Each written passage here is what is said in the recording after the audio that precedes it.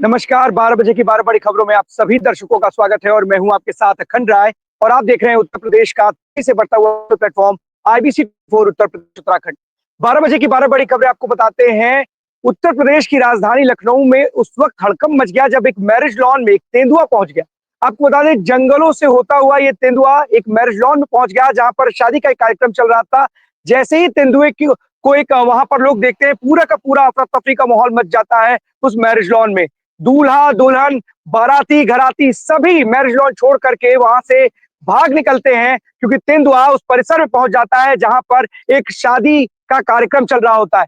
कड़ी मशक्कत के बाद वन विभाग और रेस्क्यू टीम जो वहां पहुंचती है, जिसमें एक जो वन विभाग का अधिकारी वो घायल भी हो जाता है, लेकिन कड़ी मशक्कत के बाद सुबह 4 बजे के करीब उस तेंदुए को पकड़ा जाता है, जिसके बाद शादी कार्यक्रम संपन्न हो पाता है। वो तस्वीरें आपको दिखाते हैं राजधानी लखनऊ के पारा इलाके में, जहां पर तेंदुए के पहुंचने से शादी समारोह में हड़कंप मच गया। वो तस्वीरें आप देखिए राजधानी लखनऊ के पारा इलाके से। ठीक ठीक, ओके ओके ओके, हाय हाय नहीं है,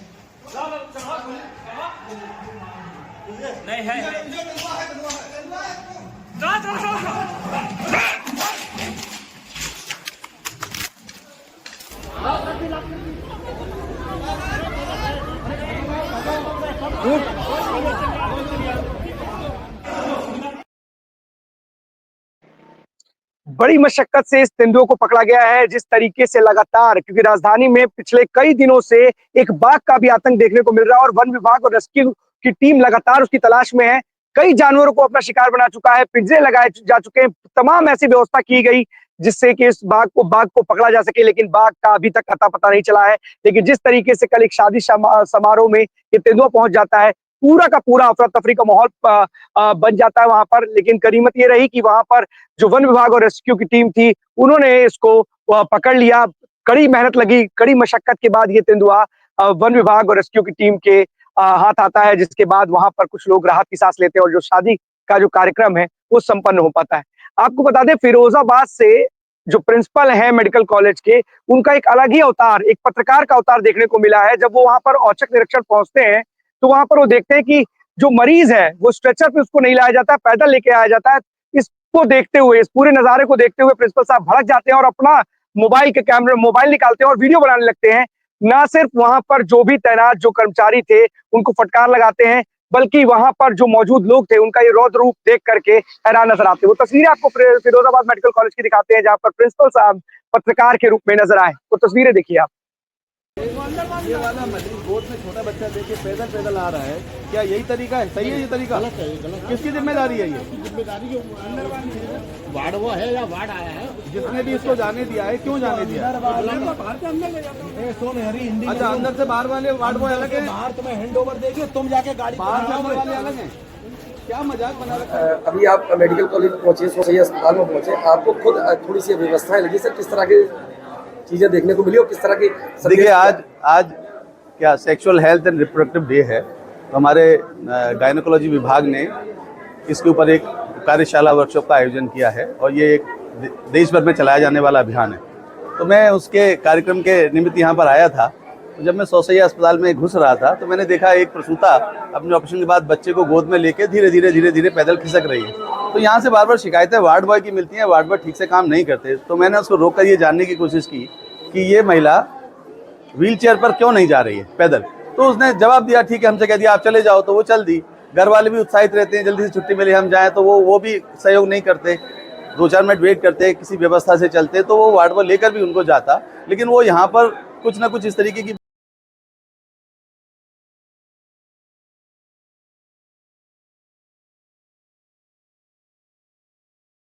ये वाला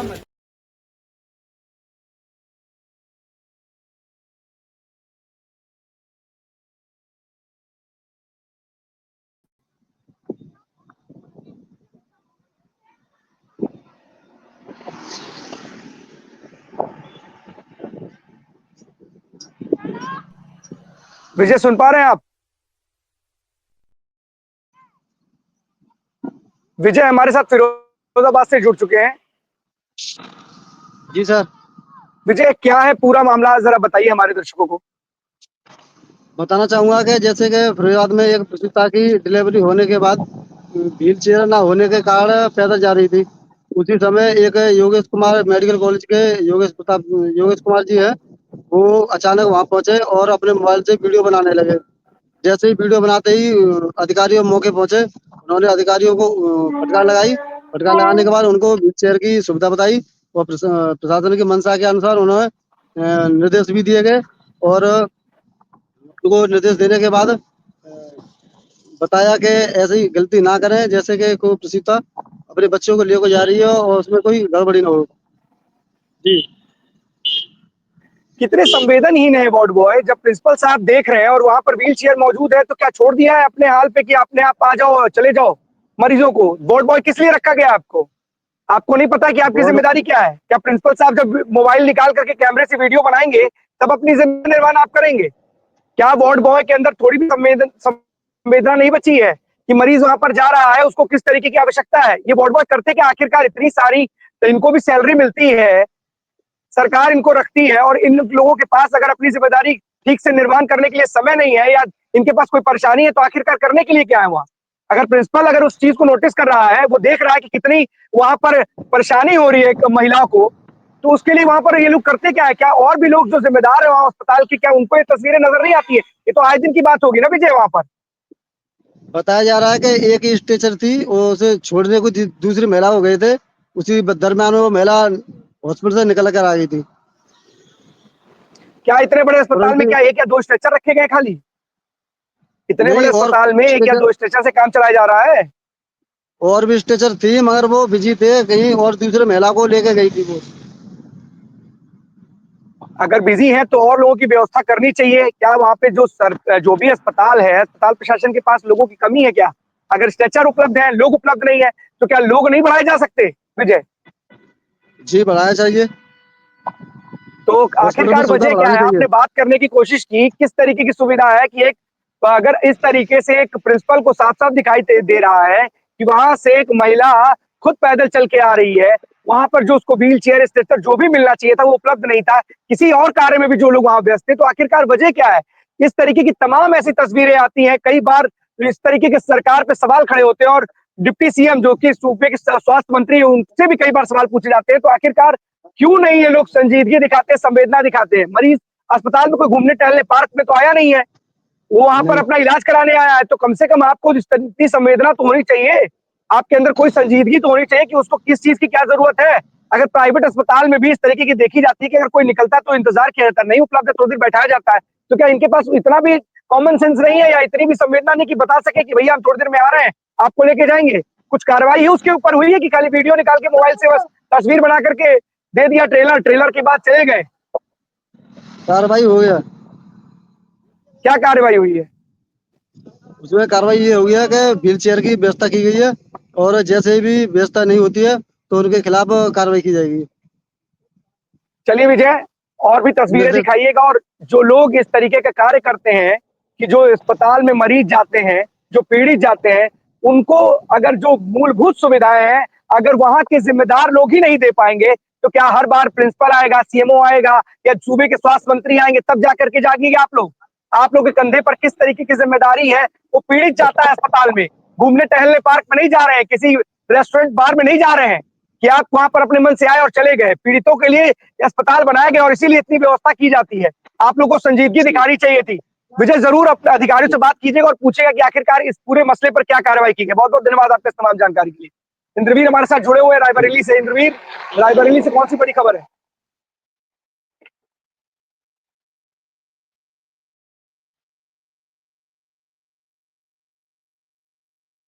इंद्रवीर अनम्यूट कर लीजिए। अखंड अगर आप बात करें तो मुख्यमंत्री सामूहिक विवाह की जो है खबर है, और मुख्यमंत्री योजना है इसको लेकर के जिस तरीके से उत्तर प्रदेश सरकार, मुझे लगता है कि हर तीसरे महीने हर दूसरे महीने बड़े पैमाने पर पूरे जिले में, या जिले में नहीं पूरे उत्तर प्रदेश में हम बात करें तो इस योजना पे बड़ा जोर देती है। और जो ऐसे लोग हैं जो मैं कई बार कहता हूँ गरीब तबके के लोग जो अपनी बेटियों का विवाह खुद नहीं कर पाते, चाहे किसी भी बिरादरी को, किसी भी जाति को, चाहे वो किसी भी हिंदू हो या मुस्लिम हो, यहाँ पे सरकार की तरफ से कोई भी ऐसा जात बिरादरी ऐसी कुछ नहीं है, इसको एकदम मतलब पारदर्शिता के साथ सरकार अपने इस योजना को घर घर जन जन तक पहुंचाने का काम कर रही है, और उसमें जो यहाँ के लोकल जो नेता है वो भी उसमें सम्मिलित है। और सबसे बड़ा विभाग इसमें आता है समाज कल्याण विभाग। समाज कल्याण विभाग की जो यहाँ अधिकारी है वो है सृष्टि अवस्थी, और उनके आए दिन होता है। और इसमें सलोन तहसील के अंतर्गत अखंड मैं आपको बता दूं 202 जोड़ों का जो है सामूहिक विवाह कराया गया है, और इसमें जो है 2 अल्पसंख्यक जोड़े रहे इनका निकाह हुआ है। और इसके जो मुख्य अतिथि रहे हैं वो सीडीओ अर्पित उपाध्याय रहे हैं, और लोकल सलोन विधानसभा से जो है जो विधायक हैं अशोक कोरी वो रहे हैं।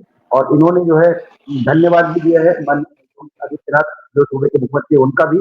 और जितने भी वहाँ पे जो जोड़ों ने मुख्यमंत्री जी का धन्यवाद दिया, अर्पित उपाध्याय समाज कल्याण अधिकारी, उन्होंने कि ऐसी योजनाओं को लेकर के हम जन जन तक जा रहे हैं, और भाजपा की हर एक योजनाओं को हम घर घर तक पहुंचा रहे हैं। और ऐसी देखिएगा हर योजनाओं में और इस योजना में जमीन आसमान का फर्क है। क्यों? क्योंकि जब ऐसी कुछ एज में बेटी आ जाती है, चाहे वो हमारी हो, आपकी हो, किसी की, और हम अगर संपन्न नहीं है, तो मुझे लगता है कि गवर्नमेंट ने ये कदम जो उठाया है ये ये बड़ा अहम कदम है। और एक समय पे जो है जैसे माँ बाप शादी नहीं कर पाते, तो गवर्नमेंट इस पे बड़ा पहल कर रही है, और इस पे निखर के ये जो है सामने आ रही है कि आपको एक समय अनुसार कहीं ऐसी किसी बुरी चीजों में संगत में ना चले गए बच्चे बच्चियां। तो इसलिए ये योजना लाभकारी लोगों को मिल रही है, इसकी सुविधाएं मिल रही है, और मूलभूत से जो जमीनी स्तर पर वो मिल रही है। और ये बड़ी कारगर साबित हो रही है उत्तर प्रदेश सरकार की जो सामूहिक विवाह योजना है। इंद्रजीत, एक तस्वीर बस्ती से आई थी और हम लोगों ने भी दिखाई थी, और उस तस्वीर में बड़ा वायरल था कि इस तरीके के सामूहिक विवाह कार्यक्रम में जो सामान जो दिए जाते हैं उसको लेकर के कई सवाल खड़े हुए थे। उसमें क्या हुआ था कि जो सरकार को लेकर के लोगों ने मतलब लोगों ने बड़ी शिकायत की थी, जो लोग वहां पे शामिल थे, कि लोकल सामान को लेकर के बातें की गई थी। इंद्रवीर, क्या वहां पर भी जो सामूहिक विवाह कार्यक्रम होता है, क्योंकि कई बार लोगों की शिकायतें आती है, ऐसा नहीं कि 1 या 2 बार ही आती है, हमने भी तस्वीरें दिखाई थी, वहां पर लोग संतुष्ट थे सरकार की व्यवस्थाओं से, या जो भी कार्यक्रम के जो भी जिम्मेदार लोग थे, जो सामान उनको दिया गया था, उस क्या चीजें सही मिली थी उनको? जिस तरीके से देखिए सर, अगर बात करूं तो जिस तरीके से अभी बीच में जो है लगभग 3-4 दिन पहले हमने एक खबर और ब्रेक करी थी, और सामूहिक विवाह से रिलेटेड थी, बड़े पैमाने पर यहाँ हुई थी। यहाँ पे मंत्री दिनेश प्रताप सिंह और भी मंत्री 1-2 पहुंचे थे, और बड़े पैमाने पर यहाँ पे सामूहिक विवाह किया गया था। रैली जिले में तहसील सदर में आता है, और इसी को लेकर के आज ये हुआ है। और इसमें डीएम हर्षिता माथुर, सदर विधायिका अदिति सिंह चीफ गेस्ट रहे, और इन्होंने साफ तौर पे कहा कि हमारे पास हम धनराशि भी एक पर्टिकुलर फिक्स धनराशि है वो भी मुहैया कराते हैं, और जो सामान है वो एक अच्छे वेंडर को दिया जाता है, उसकी क्वालिटी और क्वांटिटी दोनों। क्योंकि कभी कभी क्या होता है, कुछ ऐसी अलमीरा हो गई मान लीजिए, तो वो हाइट में है तो उसकी क्वांटिटी अंदर कम होती है, तो वो क्वांटिटी एंड क्वालिटी दोनों पे यहाँ के जो आला अधिकारी है उन्होंने पहली नजर बनाई, और खुद से मुआयना किया जा करके वेंडर के यहाँ। ये मैं कह सकता हूँ क्योंकि ये खबर है सामने हमारे, और हमने इसको वेरीफाई भी किया, समाज कल्याण अधिकारी है, तो इस चीज को लेकर के यहाँ पे पहली नजर। और अखंड यहाँ पे अभी तक फिलहाल अभी ऐसी कोई नहीं आई है। और अभी बहराइच का आपने बताया, बहराइच हरदोई में ऐसे 1-2 जिलों में ऐसी घटनाएं आई हैं, लोगों ने इसमें भी शायद नहीं करना चाहिए। कहते नहीं कि कन्या का धन नहीं खाना चाहिए, हमारे यहाँ आपके यहाँ कहते हैं, और हमारे हिंदुस्तान में कहते हैं कि कन्या का धन नहीं खाना चाहिए। तो अगर इसमें भी आप खा रहे हो, और जैसे गौ तस्कर है, तो इन सबका पैसा शायद हम लोगों के यहाँ जैसे कहते नहीं कि हराम होता है, ये जो खाता है फिर शायद उसको कहीं भी दुनिया में ये कह सकते हैं हम कि उसको जो है कहीं भी भगवान भी नहीं माफ करता, ऐसी कहावत है। तो अखंड ऐसे उसमें घपला करने वाले शायद बख्शे भी नहीं जाते, बाद में उन पर कार्रवाई भी होती है। लेकिन फिलहाल लोग अपनी हरकतों से बात नहीं आती। जैसा आपने कहा कि कई जिलों में ऐसी घटनाएं सामने आई कि थर्ड क्वालिटी का सामान दे दिया गया, और वो घर तक भी नहीं पहुंचा सही सलामत। लेकिन फिलहाल रायबरेली जिले में ऐसी चीजों पे बारीकी नजर बनाई गई, और उससे अच्छे से हर एक चीज मुहैया कराएगा, और ऑन पैस जो होता है वो भी उनको मुहैया कराएगा। परिवारों दोनों को आशीर्वाद देकर के अच्छे से उनको विदा किया जाए। जी अगर बिल्कुल इंद्रवीर, अच्छे अगर अधिकारी होते हैं तो कार्य अच्छी और कुशलता के साथ किया जा सकता है और इस तरीके के उदाहरण और नजीर पेश भी होनी चाहिए कि तमाम ऐसे अधिकारी हैं अपनी जिम्मेदारियों से मुंह मोड़ लेते हैं। शायद इसकी वजह से इस तरीके की घटनाएं घटित होती हैं और समाज में न सिर्फ उन तमाम जो ये योजना का जो लाभ मिलना चाहिए था लोगों को, जो सामान मिलने चाहिए थे उसको लेकर के, बल्कि सरकार पर भी सवाल खड़े होते हैं। लेकिन ऐसे अधिकारी अगर जिले में तैनात हैं और उनके कंधों पर जिम्मेदारी है कि वो हर चीज की मॉनिटरिंग करते हैं और अच्छा सामान पहुंचे उन लोगों तक जो सामान सरकार मुहैया करा रही है, बहुत अच्छी बात है और इसके लिए जितना भी धन्यवाद दिया जाए उन तमाम अधिकारियों को वो कम होगा। बहुत बहुत धन्यवाद आपके तमाम जानकारी के लिए इंद्रवीर। अपूर्व हमारे साथ जुड़े हुए हैं। अपूर्व, लगातार प्रयागराज के बाद अयोध्या में भी श्रद्धालुओं के तांते को लेकर के लगातार तस्वीरें आ रही हैं और जन सैलाब उमड़ पड़ा है। काशी हो, प्रयागराज हो, अयोध्या हो, अयोध्या में आज की मौजूदा हालात क्या है, क्या स्थिति है, वहां पर कितनी बड़ी तादाद में जो श्रद्धालु है वो मौजूद है वहां पर? अखंड मैं आपके सवालों का जवाब तो जरूर दूंगा, लेकिन उससे पहले एक बड़ी ही दुखद खबर अयोध्या के लिए है, क्योंकि आज श्री राम लला के मुख्य पुजारी आचार्य सत्येंद्र दास का कल पीजीआई में निधन हो गया। कहीं ना कहीं छोड़ना की वो सुबह राम भक्तों के लिए, देशवासियों के लिए वो खबर लेकर आई और इस समय मैं उन्हीं की अंतिम यात्रा में मौजूद हूँ, क्योंकि अयोध्यावासी, संत समाज और जितने भी मठ मंदिर है सभी एकदम दुख का माहौल है कहीं ना कहीं अयोध्या से, क्योंकि देखिए इनका स्वभाव तो बहुत ही अच्छा था। दूसरी बात, ये रामलला के अनन्य भक्त थे। 1993 से लगातार यह सेवारत थे, रामलला के चरणों में थे, लेकिन आज रामलला ने अपने चरणों में इनको समर्पित कर लिया और उस गंभीर माहौल का मैं साक्षी बना हूँ। ये हमारे लिए बहुत ही मैं गर्वान्वित महसूस कर रहा हूँ इस समय, क्योंकि आज देखिए ये सत्येंद्र दास जी की शोभा यात्रा है। जिस तरीके से देखिए पूरा अयोध्यावासी आज सड़कों पर उतर आया है, क्योंकि देखिए लगातार ये जो है रामलला का सेवा करते रहे। जब से रामलला का जो है मंदिर बना और जब रामलला टाट में थे, आज ठाठ में है, तब से और अब तक लगातार सेवा करते रहे, लेकिन अचानक ब्रेन स्ट्रोक हुआ और ये परलोक धाम चले गए। लेकिन ये जो है माहौल है बड़ा ही गमगीन है।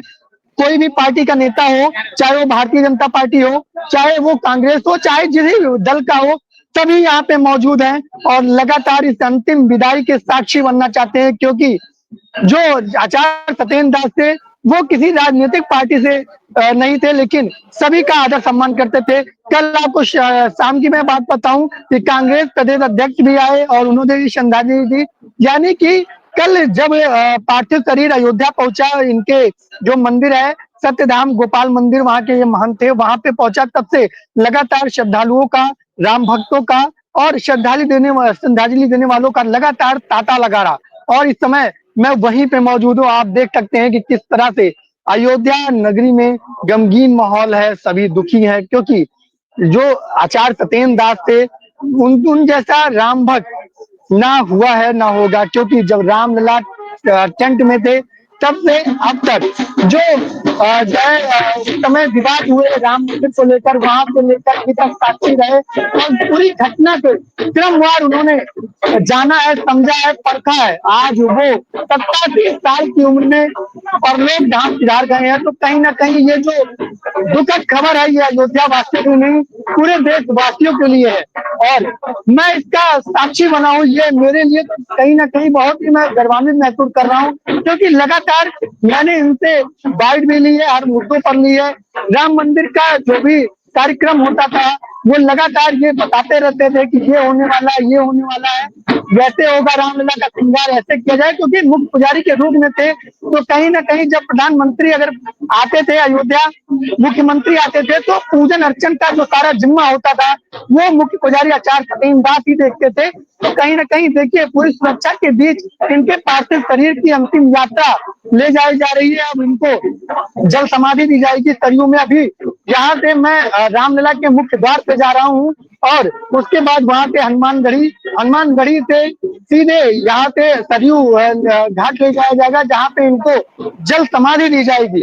और मैं वो तस्वीरें IBC 24 उत्तर प्रदेश उत्तराखंड के उन सभी राम भक्तों को, उन सभी देशवासियों को दिखाना चाहूंगा कि किस तरीके से आचार्य सत्येंद्र दास की जो शोभा यात्रा है, अंतिम यात्रा है, ये निकाली जा रही है। देखिए किस तरीके से जो आचार्य सत्येंद्र दास की शोभा यात्रा है, पूरी अयोध्या एकदम गमगीन माहौल में है और कहीं ना कहीं रोते लगते जो श्रद्धालु हैं, जो उनसे जुड़े हुए लोग हैं, जो साधु संत हैं, वो दिखाई दे रहे हैं।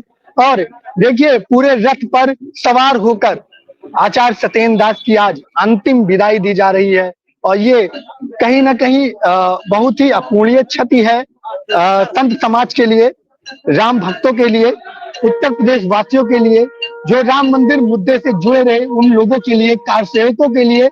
तो देखिए किस तरीके से आचार्य सत्येंद्र दास की जो ये रथ है, ये शोभा यात्रा है, ये पूरी सजाई गई है और मैं आचार्य सत्येंद्र दास को दिखाना चाहूंगा किस तरीके से उनके पार्थिव शरीर को यहाँ से ले जाया जा रहा है। अब जल समाधि दी जाएगी, पहले यहाँ पे राम मंदिर के मुख्य द्वार पर ले जाया जाएगा, उसके बाद यहाँ पे हनुमानगढ़ी के बाद सरयू नदी, सरयू घाट पर ले जाएगा जहां पर जल समाधि दी जाएगी। और कहीं ना कहीं ये जो दुखद खबर है, ये पौष पूर्णिमा की सुबह निकल कर आई, जब ये PGI में अंतिम सांस लिए, उसके बाद यहाँ सीधे जब आए तो लगातार राम भक्तों का, अयोध्या वासियों का इनके मंदिर पे तांता लगा रहा। बिल्कुल अपूर्व, एक बहुत बड़ी अपूर्णीय क्षति है हमारे पूरे देश के लिए। और जिस तरीके से राम भक्तों के और श्री राम लला के मुख्य पुजारी थे सत्येंद्र आचार्य दास जी, कल सुबह इन्होंने माघ पूर्णिमा के दिन अंतिम सांस ली और आज वो अपने अंतिम यात्रा पर निकल पड़े हैं। वो तस्वीरें आप दिखा रहे हैं और बहुत नम आंखों से जिस तरीके से आप पूरा का पूरा खबर को जब बता रहे थे तो आप में भी देखा जा सकता है कि आप भी दुखद भाव से, और पूरे देश में भी ये यूं कहें कि जो भी राम भक्त है उनकी आंखों में भी इस खबर के बाद आंसू आ गए थे। और प्रदेश के मुख्यमंत्री योगी आदित्यनाथ ने भी ट्वीट कर और शोक संवेदना व्यक्त की थी। और जैसा कि तमाम जो उनकी छवि थी, शायद यही कारण है कि कांग्रेस के भी प्रदेश अध्यक्ष वहां पहुंचे थे। ऐसे में एक बहुत बड़ी तादाद में जो विपक्षी दल भी है या सत्ताधारी दल के भी नेता है वहां पर पहुंच रहे होंगे। क्या पूर्व और भी किसी बड़े नेता के वहां पर सम्मिलित होने की कोई जानकारी मिल पा रही है? देखिए अखंड, कल शाम की बात करूं तो जो रसद एवं खाद्य मंत्री है सतीश शर्मा, वो पहुंचे थे, श्रद्धांजलि उन्होंने दी। लेकिन अगर कोई बड़े चेहरे की बात की जाए तो वो नजर नहीं आए। लेकिन हालांकि अभी इनका जो पार्थिव शरीर है, इनको जल समाधि के लिए सरयू घाट ले जाया जा रहा है। तो इसके बीच में कहीं ना कहीं जो ट्रस्ट के सदस्य हैं, हालांकि ट्रस्ट के सदस्यों ने भी अपनी श्रद्धांजलि व्यक्त की है और लगातार इनसे जुड़े रहे हैं, क्योंकि राम मंदिर का मुद्दा ही ऐसा था कि लोग कहीं ना कहीं आज ख्याति इनकी जो जाने की जो है विलक्षणा है, वो कहीं ना कहीं दिखाई दे रही है। और आज मैं भी बहुत ही दुखी हूँ, क्योंकि हर बार कोई भी मुद्दा होता था, कोई भी बात होती थी, कोई भी रिएक्शन होता था तो मैं इनके पास आता था और मेरे कुछ आपसी संबंध थे। तो इस वजह से तो अयोध्या वासी ही नहीं, अगर पत्रकार समाज की मैं बात करूं तो सभी कहीं ना कहीं दुखी दिखाई दे रहे हैं। बिल्कुल अपूर्व, एक आचार्य सत्येंद्र दास जी एक बड़े पुजारी थे, एक अच्छे व्यक्ति भी थे और आज एक बड़ा ही व्यक्ति, एक स्नेह व्यक्ति हमारे इस दुनिया से, इस धरती से विदा हो गए और अपनी अंतिम यात्रा पर है। ऐसे में पूर्व ये तस्वीरें और भी दिखाइएगा हमारे दर्शकों को। बहुत बहुत धन्यवाद आपका इस तमाम जानकारी के लिए। आदर्श हमारे साथ जुड़े हरदोई से। आदर्श, कौन सी बड़ी खबर है हरदोई से आज की? अखंड जी, मैं बताना चाहूंगा, आज हम उस रोड पर खड़े हैं। इस रोड को, ये रोड जो है हरदोई पिहानी चुंगी से लेकर जानी खेड़ा जाती है और इसी रोड पर पूर्व सांसद माननीय श्री नरेश अग्रवाल जी की गैस की गोदाम है और उस गोदाम के पास में अनंग बेटा के पास में पानी के गंदे नाली को लेकर पानी का जल भराव रहता था, जिसको IBC 24 उत्तर प्रदेश उत्तराखंड में प्रमुखता से दिखलाया था। और यहाँ के जो ग्रामीणों ने भी बताया था कि ये यहाँ पर समस्या है। इसको प्रमुखता दिखलाने के बाद में प्रशासन नींद से जागा है और उस जागने के बाद में इस नाले पर काम शुरू हो गया। हमारे साथ कुछ भाई साहब भी हैं, बताना चाहेंगे ये नाले पर कब से काम शुरू हुआ। और अगर हम अखंड कहना चाहेंगे कि ये बहुत बड़ी IBC 24 न्यूज का ही असर हुआ है। जी भाई साहब, ये सड़क कब से बनने स्टार्ट हुई है? ये भैया जो है 14-15 दिन से काम चालू हो गया है और सबसे ये जो है यहाँ पे रोड का काम चल रहा है और ये बहुत अच्छा काम किया गया है, क्योंकि यहाँ पे जो है आए दिन जो है मोटरसाइकिल वाले रपट के गिरते थे। अब यहाँ पे सूखा मौसम है, बहुत अच्छा है और बढ़िया है। सरकार का ये धन्यवाद जो ये काम करवाया है, ये बढ़िया, हम लोगों को बहुत अच्छा लग रहा है। भाई साहब क्या नाम है आपका? राम सागर को दिया। और हमारे पीछे आप अगर देख सकते हैं, ये उस नाले के उस तरफ ये देखिए गिट्टी, ये गिट्टी पड़ी हुई है। ये देखिए सब नाले की एकदम से मतलब सब सफाई भी की गई है मशीन लगा के, और इस नाले को चौड़ी तरह किया जाए ताकि रोड पर जल भराव दोबारा न उत्पन्न हो। और ये IBC 24 उत्तर प्रदेश उत्तराखंड का ही असर है। जी अखंड। बिल्कुल आदर्श, देखिए आपने खबर दिखाई और आईबीसी ने प्रमुखता के साथ चलाई। शायद यही कारण है कि वहां के लोगों को जो समस्या थी अब उससे निजात मिलेगा, और कहीं ना कहीं जो समाधान है, अब कहीं ना कहीं जो जलभराव की स्थिति थी और लोगों को समस्या का बहुत समस्या झेलनी पड़ती थी, अब उससे कहीं ना कहीं लोगों को निजात मिलेगा। लेकिन सवाल ये भी उठता है आदर्श कि क्या हमारे खबर दिखाने के बाद ही आप अधिकारी जो जिम्मेदार है वो लोग जागेंगे? क्या उनको नहीं दिखता है कि लोगों की समस्याएं क्या है? अगर हम दिखाएंगे, हमारा तो काम है, हम वो हर खबर दिखाएंगे जो जनता से जुड़ी हुई होगी। अगर हमारा हम अगर जो भी जनता के मुद्दे होंगे उसको प्रमुखता के साथ दिखाएंगे। लेकिन आपको भी तो दिखती होंगे ना, आप भी तो सड़क से गुजरते होंगे ना, लगातार जो भी वहां के जो नागरिक है वो शिकायत तो करते होंगे ना। एक सांसद जी हैं, मंत्री जी हैं, उनका इलाके का हाल अगर ये है तो और लोगों का हाल क्या होगा? अगर क्या हमारी खबर दिखाने के बाद ही आप लोग जागेंगे? अधिकारियों को क्या खुद से नहीं दिखता कि क्या हालत, किन हालातों में जी रही है यहाँ की जनता? क्या उनको किस चीज की जरूरत है? क्या मूलभूत सुविधाओं से भी आप उनको मूलभूत सुविधाएं भी नहीं दे पाएंगे? आप कैसे काम चलेगा? क्या इन अधिकारियों के पास कुछ ना कुछ चीजें, क्या हर दिन हर बात, क्या हर खबर के लिए इंतजार है कि खबर, जब तक खबर चलेगी नहीं टीवी पर तब तक हम उस पर काम नहीं करेंगे? इन अधिकारियों, जो सोए हुए अधिकारी हैं, कम से कम इनको जाग करके एक्टिवनेस दिखानी चाहिए, और जो तमाम ऐसे मुद्दे हैं जो लोगों से जुड़े हुए मुद्दे हैं, जनहित के मुद्दे, उस पर काम करने की जरूरत है ना आदर्श। अगर मैं बताना चाहूंगा कि जिस रोड पर हम खड़े हैं, इस रोड पर हरदोई के जिला अधिकारी भी निकलते हैं, कप्तान साहब भी निकलते हैं, और सबसे बड़ी बात यह है कि हानि में जो है अशोक वाजपेयी जी रहने वाले हैं, और इसी रोड से क्षमता आते जाते हैं, और यहाँ से कई मंत्री भी निकलते हैं। लेकिन उनकी इस रोड पे कभी किसी की नजर नहीं पड़ी है कि इस रोड पर ये पानी भरा हुआ है, किसी ने सुध नहीं ली। जब इस खबर को IBC 24 उत्तराखंड ने प्रमुखता से दिखाया, तब ये कहीं जाकर इस जिला प्रशासन नजदीक से जगह उसका ये सड़क पर जलभराव की जो समस्या थी उससे निजात दिलाया गया है। बिल्कुल आदर्श, हमारा तो काम है, हम तो खबर दिखाएंगे, और खबर दिखा करके हम, क्योंकि जनता से जुड़े मुद्दे दिखाना हमारे लिए प्रमुखता है। हमें ट्रांसफर पोस्टिंग नहीं दिखानी है कि किसका ट्रांसफर हो गया, कौन पोस्टिंग हो गई। हम जनता के सरोकार के मुद्दे दिखाएंगे, और जो भी जनता से जुड़े हुए मुद्दे होंगे जरूर दिखाएंगे। लेकिन अधिकारियों को सोना नहीं चाहिए। अधिकारी है, आपकी जिम्मेदारी आपके कंधों पर, आप अपने अधिकार क्षेत्र में रहिए, और जो भी आपकी जिम्मेदारी है उसका निर्वहन करते हुए जो भी समस्या जनता की है उसका निर्वहन कीजिए। अधिकारियों को भी कम से कम एक बार, लेकिन एक बार जरूर इस खबर पे बने रहिएगा, देखिएगा कि क्या अच्छे से इस कार्य का निर्माण किया जा रहा है कि नहीं। कभी कभी होता क्या है कि कार्य होता तो है, लेकिन कैसा कार्य कर दिया जाता है, फिर से उस तरीके की स्थितियां पैदा हो जाती है। बहुत बहुत धन्यवाद आपका आदर्श, तमाम जानकारी के लिए। जी मैं बताना बताइए। चाहूंगा कि यहाँ पर कुछ महिलाएं थी, आज मुझको उन्होंने बताया कि ये नाला बनाया जरूर जा रहा है, लेकिन इस नाले का जो पानी है एक प्लांट में जा रहा है, जिससे उसकी नींव डैमेज हो रही है। मतलब इतनी तो लापरवाही आदर्श एक अभी भी बार देखने को मिल रही है। देखिए, लापरवाहियां रहती हैं इन अधिकारियों के पास, इसीलिए कहा गया कि एक बार जरूर आप भी पूछिएगा, और जो समस्या है, जो लोग शिकायतें कर रहे हैं उस शिकायत तक उनको पहुंचाइएगा। पूछिएगा कि आखिरकार अगर कोई, क्या आपका रोड मैप नहीं है, कोई प्लान नहीं है कि कहीं पे भी ले जाकर के पानी छोड़ दोगे, फिर वो स्थितियां वही पैदा हो जाएंगी। तो दिक्कतें तो दूसरी तरफ से, ऐसा ना हो कि एक तरफ सही करो दूसरी तरफ स्थिति पैदा हो जाए दूसरी। तो अधिकारी से जरूर बात कीजिएगा और पूछिएगा कि आखिरकार इसका फाइनल क्या है, कि मतलब आखिरी तक ऐसा कोई निष्कर्ष निकालिए जिसका रिजल्ट रहे। ऐसा नहीं हो कि हम आज ने आपने फौरी तौर पर कोई कार्रवाई कर दी, एक समाधान स्टार्टिंग में निकाल दिया, फिर आगे चल के एक बड़ी समस्या का रूप ले ले। वो जरूर बात कीजिएगा। धन्यवाद आदर्श। अवनीश हमारे साथ जुड़े हुए कानपुर से। अवनीश, कौन सी बड़ी खबर है कानपुर से आज की? अखंड, कानपुर में एक ऐसी पान मसाला कंपनी थी जो बहुत ही कम समय में बहुत ज्यादा नाम जिसने कर लिया था। SNK पान मसाला आप भी जानते होंगे, बहुत कम समय में उसने एक बड़ा नाम जो है हासिल कर लिया था, और बड़ा कहीं ना कहीं जितने बड़े पान मसाले थे उनको पीछे छोड़ दिया था।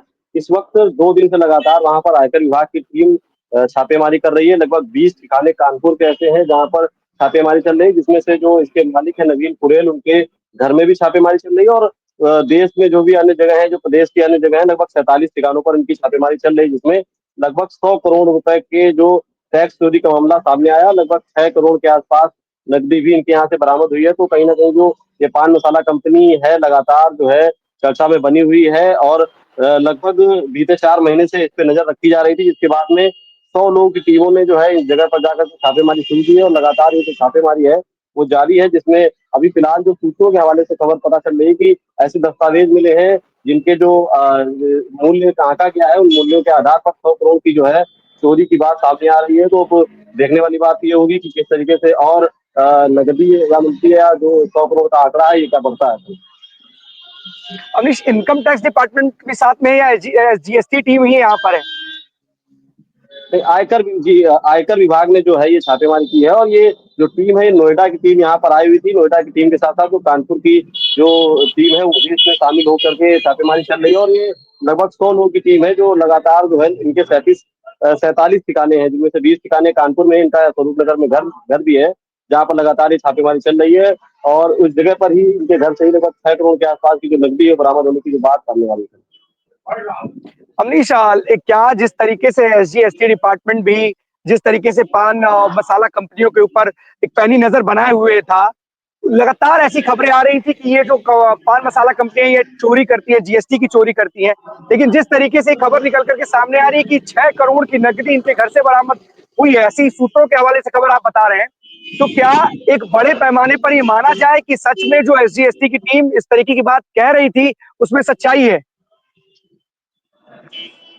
देखिए, जो इस तरीके का जो व्यापार अखंड होता है उसमें कहीं ना कहीं जीएसटी की चोरी साफ तौर पर सभी जानते हैं, जो व्यापारी हैं ये जरूर करते हैं, जितने भी बड़े कंपनी के मालिक हैं वो करते हैं। अगर कंपनी के बाहर से लगभग 10 ट्रक निकलते हैं तो उनमें से 2 बिना बिल के भी निकल जाते हैं। अगर जीएसटी की टीम की जो नजर है वो पड़ जाती है तो उसके खिलाफ कार्रवाई हो जाती है।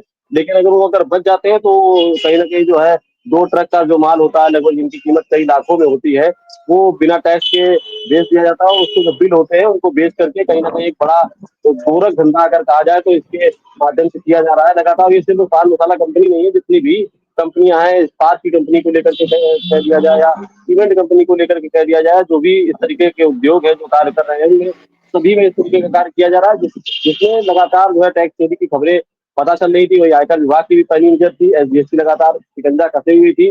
तो आयकर विभाग ने जब ये छापेमारी की है तो कहीं ना कहीं एसजीएसटी विभाग भी जो अन्य इस तरीके के उत्पादन जो करने वाली कंपनियां उनके खिलाफ में जो कार्रवाई करने की कहीं ना कहीं जो है, जो मुझे लगता है कि कहीं मन जरूर बनाया होगा और एक बड़ी कार्रवाई की बात बहुत जल्द सामने आ सकती है।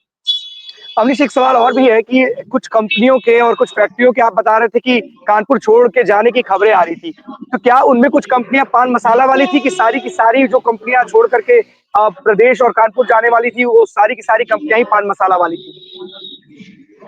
बिल्कुल अखंड, ये क्योंकि कानपुर में पान मसाला कंपनियां बहुत अधिक हैं, लगभग यहीं से ही पान मसाला कंपनियों का जो व्यापार है वो होता है। और ये जो बात सामने आ रही थी वो पान मसाला कंपनी को लेकर ही आ रही थी। और ये जिस कंपनी पे रेड पड़ी है ये एक कंपनी ये भी है जो यहाँ से अपना व्यापार धीरे धीरे समेट रही थी।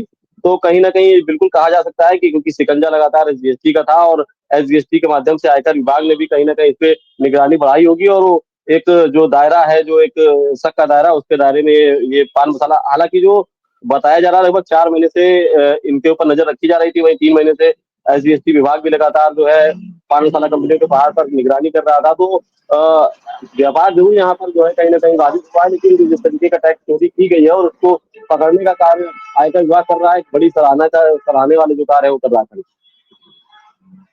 बिल्कुल अवनीश, लगातार इस तरीके के कई ऐसे व्यापारी हैं और टैक्स चोरी की बात हो, जीएसटी चोरी की बात हो, लगातार सामने आती है। लेकिन सबसे बड़ी बात है कि लोगों को टैक्स देने में दिक्कत क्या है, या फिर व्यापारियों के सवाल कुछ ऐसे भी हैं, कुछ उन सवालों पर भी गौर करना चाहिए सरकार को। उन लोगों का कहना ये होता है कि हमें सुविधा के नाम पे कुछ भी नहीं मिलता, टैक्स कई सारे लगाए जाते हैं हमारे ऊपर कई कई तरह से, क्योंकि हम तो रोजगार के अवसर पैदा करते हैं तो हम पे कुछ तो रियायत बरतनी चाहिए, ये व्यापारियों का कहना है। कहीं ना कहीं कुछ बात लाजमी भी है, कई ऐसे मामले भी हैं कि 2017-18 के जीएसटी के मामले 2023-24 में खुलते हैं। 5-6 साल के बीच में अगर उसके पास वो फाइल गायब हो गई, वो रिकॉर्ड मेंटेन नहीं कर पाया, तो क्या वो अपनी जवाबदेही तय कर पाएगा? क्या हमारे देश में, हमारे विभागों में इस तरीके की क्या व्यवस्था नहीं है कि जो मामले हैं उसको 1 से 2 साल के भीतर निपटाया जा सके?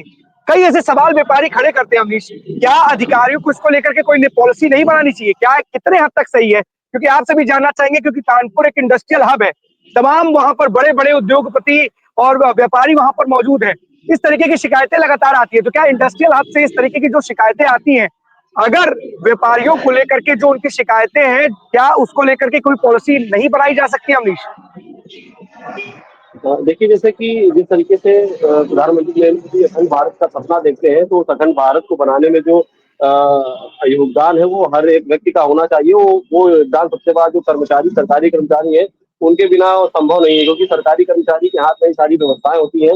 वो अगर सही ढंग से अगर सुव्यवस्थित और बिना जो है घूस या इस तरीके से कहा जाए तो अगर कार्य करने लगे, तो जो सपना है नरेंद्र मोदी का, जो प्रधानमंत्री है देश के, उनका सपना जो 2047 में वो देख रहे हैं, वो कहीं न कहीं और जल्द पूरा हो सकता है। क्योंकि लगातार जिस तरीके से देखा जाता है कि एक तरफ सरकार जो है, मौजूदा सरकारें प्रयास करती है कि हम इस देश को या प्रदेश को और बहुत अच्छे स्तर पर ले जाएँ, एक नाम हो उनका। लेकिन कहीं न कहीं जो है, जो इस तरीके के अधिकारी हैं, जो पहले से ही यहाँ पर अपनी पैठ जमाए हुए हैं, जिनको पता है कि किस तरीके से जो है घूसखोरी की जाती है, किस तरीके से यहाँ पर धांधली की जाती है, किस तरीके से उस धांधली को छुपा करके अपना जो है जेब भरी जाती है, वो सब अपना कार्य जो है उसी ढंग से वो करते रहते हैं और सरकार को भी कहीं न कहीं जो है पागल बना करके अपनी जेबों को भरने का कार्य करते रहते हैं। फिलहाल सरकार को इस पर एक कड़ा एक्शन ज़रूर लेना चाहिए, और जो जिसमें कि हमारे, क्योंकि व्यापार, अगर बिना व्यापार के, तो आप जानते हैं जीडीपी का कोई भी अस्तित्व नहीं है। अगर जीडीपी बढ़ना है तो उसके लिए व्यापार को जरूर देखना होगा। जो व्यापारी है उनकी समस्याओं को सुनना चाहिए और एक ऐसी पॉलिसी जरूर लानी चाहिए कि इस तरीके के जो लोग हैं, जो लापरवाही कर रहे हैं, उनके खिलाफ सख्त कार्रवाई करनी चाहिए। बिल्कुल अमरीश, देखिए आप अपनी जेब भरिए, सरकार के जो खजाने से आपको तनख्वाह दी जाती है उससे जेब भरिए ना। सरकार एक अच्छी खासी आपको तनख्वाह देती है, सुविधाएं देती है, तो उन सुविधाओं से अपनी व्यवस्थाओं को पूरा कीजिए। अगर आपके कंधों पर इस तरीके से जिम्मेदारी है और अगर आप खुद ही लूट मचाएंगे, अपनी जेब घूस के पैसे से भरेंगे, तो उस तनख्वाह के क्या आपके ऊपर जो लोग विश्वास करते हैं उसका क्या होगा भाई? आपके ऊपर जिम्मेदारी दी है और सरकार सपना सजोती है, और उस सपने को सजोने में आपकी बहुत बड़ी भागीदारी है। अगर अगर उसके मन में है कि हम एक वर्ल्ड क्लास इंफ्रास्ट्रक्चर बनाएंगे, हम वर्ल्ड क्लास अर्थव्यवस्था बनाएंगे, हम इस देश को, इस अर्थव्यवस्था को पहले नंबर की बनाएंगे, दूसरे नंबर की बनाएंगे, जिस भी नंबर की बनाएंगे वो बनाएंगे, तो उसमें तो आपकी अहम जिम्मेदारी है। अगर आप अपनी जिम्मेदारी का निर्वहन ठीक से नहीं करेंगे तो क्या संभव है? क्या बिल्कुल पॉसिबल है? नहीं पॉसिबल है। तो ये सही बात आपने अमरीश बहुत अच्छा मुद्दा उठाया और बड़ी बात उठाई है कि जो अधिकारी हैं, जो जिनके कंधों पर जिम्मेदारी है, ये अपनी जिम्मेदारी का निर्वहन ही ठीक से नहीं कर पाते। अगर ये करें तो शायद इस तरीके की अव्यवस्था जो हो जाती है वो हो ही ना, क्योंकि व्यवसायी भी अगर मस्त रहता है, अगर हम कहते हैं कोई गलती करता है, अगर उसको तुरंत पकड़ लिया जाएगा तो आगे चल के वो गलती नहीं करेगा। लेकिन अगर किसी ने गलती की, उसे कुछ कुछ उसने दे दिया, फिर बच गया, फिर गलती की, फिर बच गया, फिर गलती की, फिर बच गया, तो उसकी आदत पड़ जाती है। उसे लगता है कि मैं 10 बार में अगर 8 बार गलती करूंगा, बच जाऊंगा, 2 बार मुझे अगर जुर्माना भरना पड़ेगा तो 8 बार में मैं फायदे में हूं। लेकिन अगर हर बार ये हो जाएगा तय कि अगर आप पहली गलती करोगे, पहले में पकड़े जाओगे और भारी जुर्माना देना पड़ेगा, तो शायद मुझे लगता है कि अमूमन आमतौर पर आप आगे चल के कोई भी गलती नहीं करोगे। तो बिल्कुल सही बात है, आपको एक अच्छी पॉलिसी बनानी चाहिए और अगर अच्छी पॉलिसी बनाओगे तो हमारे लिए देश के हित में होगा। लेकिन इस तरीके से अगर कार्रवाइयां होती हैं तो सवाल खड़े होते हैं कि आखिरकार डिपार्टमेंट कर क्या रहा होता है, कि क्या उसे पता नहीं चल रहा होता है कि इतने बड़े पैमाने पर एक व्यापारी है, वो कार्य कर रहा है, टैक्स की चोरी कर रहा है। जब टैक्स की चोरी कर रहा है तो दिख रहा है ना इनकम टैक्स विभाग को कि भैया इन्होंने इतने टैक्स की चोरी की, तभी तो वहां पे आए, उन्होंने वहां पे छापा मारा है। तो डिपार्टमेंट को भी जरूर इस तरीके की छापेमारी करनी चाहिए थी। और जीएसटी की क्या कार्रवाई हुई फिलहाल अभी तो इसके बारे में जानकारी नहीं, क्या कोई जानकारी है अमनीश इस बारे में? असल देखिए, अभी जो आयकर विभाग की जो जानकारी जो आ रही है, और आयकर विभाग ने जिस तरीके से छापेमारी लगभग 100 लोगों के साथ में मिलकर की है, तो एक बड़ा कहीं न कहीं एक खुलासा होने वाला है। और जो सूत्रों के हवाले से 100 करोड़ की बात सामने आ रही हो सकता है ये आंकड़ा काफी बड़ा भी हो जाए। और ये आंकड़ा इस वजह से बड़ा हो सकता है क्योंकि बहुत बड़ा व्यापार है और पान मसाला का व्यापार बहुत बड़ा माना जाता है, और इसको कहीं न कहीं जो है जो एसएनके कंपनी जिसके खिलाफ में कार्रवाई की गई है, बड़ा बहुत ही कम समय में एक बड़ा नाम इसने हासिल कर लिया था। और लगभग आप जहां पर भी जाएंगे पान मसाला के लिए, अगर दुकान में खड़े होंगे तो आपको एसएनके लेते हुए लोग जरूर मिल जाएंगे। तो एक बड़ा व्यापार एक कंपनी कर रही है, तो एक जो 100 करोड़ का आंकड़ा है कहीं ना कहीं बड़ा हो सकता है। और जिस तरीके से आयकर विभाग ने शिकंजा कसा है, कहीं ना कहीं अब जो एसजीएसटी विभाग है वो भी इससे सचेत और हो जाएगा। और लगता है कि इसके साथ साथ और भी जो कंपनियां हैं जो टैक्स चोरी कर रही हैं, वो इसमें न सक्रिय है। बिल्कुल अमनीश, लोगों को भी डर होगा, जो तमाम इस व्यवसाय से जुड़े हुए लोग हैं उनके मन में भी डर पैदा होगा, कहीं ऐसा ना हो कि हमारे घर में भी इनकम टैक्स की रेट पड़ जाए, जीएसटी डिपार्टमेंट की रेट पड़ जाए। तो सब इस वक्त एकदम तैनात होंगे, क्योंकि कार्रवाई जब एक पर होती है, कभी कभी ऐसी भी खबरें आती हैं, अब ये कितनी सही होती है कि गलत होती है अलग विषय है, कि कुछ प्रतिद्वंदी जो आपके होते हैं, कॉम्पिटिटर जो आपके होते हैं, वो भी इस तरीके की कार्रवाई कराने की बात करते हैं। जो सूत्रों के हवाले से खबरें आती हैं, उसमें कितनी सच्चाई है ये हम नहीं जानते, लेकिन खबरें ऐसी जरूर उड़ती उड़ती आती हैं। और जहां तक बात आज माना भी जाता है कि बहुत बड़े बड़े ब्रांड्स हैं, उनके यहाँ इस तरीके की छापेमारी नहीं होती है, लेकिन हाल फिलहाल में जो एक कंपनी, एक बड़ी उभरती हुई कंपनी कानपुर की है, क्योंकि वैसे भी कानपुर जो है मसालों के लिए बड़ा फेमस है, पान मसाले के लिए, वो वाले मसाले नहीं, इंग्रेडिएंट्स वाले, पान मसाले के लिए बहुत फेमस है कानपुर। ऐसे में एक बहुत बड़ा व्यापार पान मसाले का कानपुर में है, तो वहां पर कंपटीशन है और कॉम्पिटिटर है, एक दूसरे को कंपटीशन देने वाले लोग भी है, क्योंकि जिस तरीके से अगर आप बहुत जल्द तरक्की करते हैं तो आपके भी दुश्मन खड़े हो जाते हैं, ऐसी बातें आती है। लेकिन फिलहाल एक अच्छी कार्रवाई है, क्योंकि सरकार को ऐसे टैक्स चोरी करने वाले लोगों से, और अगर इस तरीके का व्यापार करते हैं, क्योंकि कहीं ना कहीं आप टैक्स चोरी करके, क्योंकि आप कमा रहे हो तो सरकार को धन देने में दिक्कत क्या है, टैक्स लगाया जाता है, इसी टैक्स के पैसे से पूरे देश का विकास में पैसा लगाया जाता है, तो आपको टैक्स से बचना नहीं चाहिए, जो भी टैक्स निकल करके आता है जरूर देना चाहिए। बहुत बहुत धन्यवाद आपका तमाम जानकारी के लिए अमीश। जिस तरीके से पूरे देश में महाकुंभ, प्रदेश में महाकुंभ की धूम मची हुई है और लगातार वहां पर श्रद्धालु, बड़े से बड़े व्यापारी हो, उद्योगपति हो, नेता हो, राजनेता हो, अभिनेता हो, कलाकार, कोई भी हो, सब के सब जाकर के महाकुंभ में आस्था की डुबकी लगा रहे हैं। विक्की कौशल भी पहुंचे थे वहां पर, और उन्होंने भी वहां पहुंच करके महाकुंभ में आस्था की डुबकी लगाई है। एक बहुत बड़ी तादाद में, एक बहुत बड़ी संख्या में श्रद्धालु वहां पे पहुंच करके आस्था की डुबकी लगा चुके हैं, और यही कारण है कि महाकुंभ में, इस आस्था के महापर्व में लगातार श्रद्धालुओं का तांता लगा हुआ है। अभी भी जो वहां पर जो श्रद्धालुओं की है, उसमें सैलाब में कोई कमी नहीं आ रही है, लोग वहां पर जा रहे हैं और आस्था की डुबकी लगा रहे हैं। सभी बड़े से बड़े, जो भी इस देश का एक बड़ा हो, चाहे अंबानी हो या अडानी फैमिली हो, या फिर राजनेता हो, प्रधानमंत्री, राष्ट्रपति से लेकर के मुख्यमंत्री प्रदेशों के हो, या फिर मंत्री, सांसद, विधायक, एक्टर, कलाकार, क्रिकेटर, किसी से भी जुड़े हुए हो, सभी के सभी इस आस्था के महापर्व में जाकर के आस्था की डुबकी लगा रहे हैं। तो 12 बजे 12 बड़ी खबरों में आज के लिए बस इतना ही। कल हम आपके सामने फिर से होंगे हाजिर, तब तक के लिए दीजिए हमें इजाजत। धन्यवाद।